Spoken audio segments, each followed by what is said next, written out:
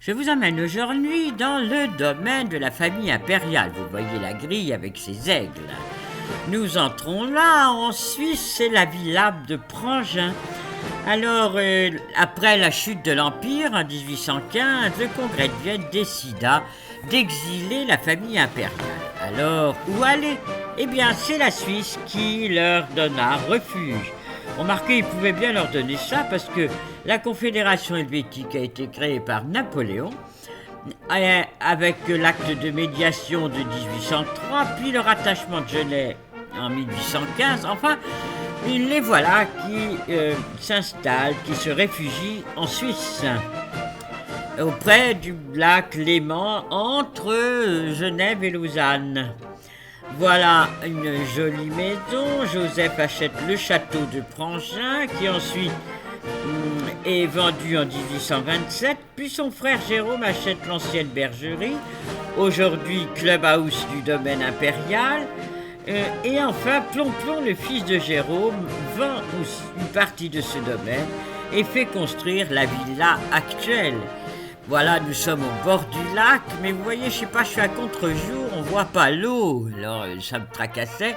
Là, c'est l'embarcadère pour pouvoir aller faire un tour en bateau sur le lac.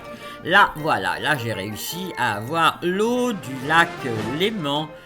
Voilà, toute bleue, toute superbe. Et voilà cette jolie maison, c'est l'architecte genevois Francis Guindras qui construisit cette demeure que l'on appelle la villa de Prangin. À vrai dire, c'est un petit peu grand pour une villa. Mais bon, voilà l'intérieur avec 5 mètres au moins de hauteur de plafond et des pièces magnifiques avec évidemment tous les tableaux de famille les plus superbes les uns que les autres. Et là, voilà la petite table sur laquelle j'étais invité à déjeuner par la princesse Napoléon, car c'est ainsi que l'on appelle l'épouse du chef de famille. Le chef de famille étant, la famille Bonaparte, étant le prince Napoléon.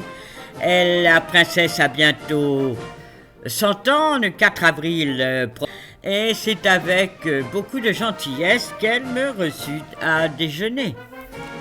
Voilà, sous le regard de la reine Hortense et de ses enfants. D'autres tableaux, d'autres merveilles.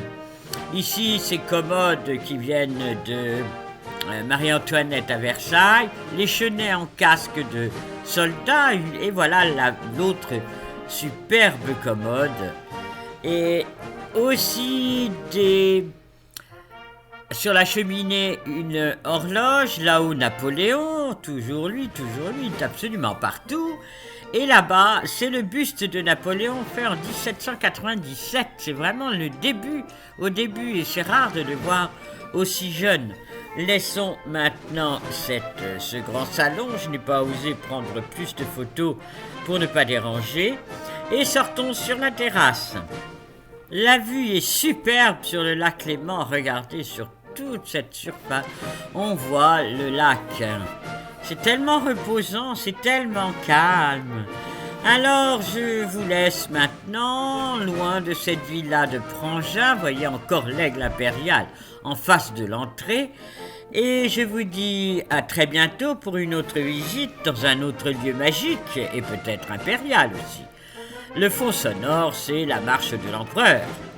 Et vive l'empereur!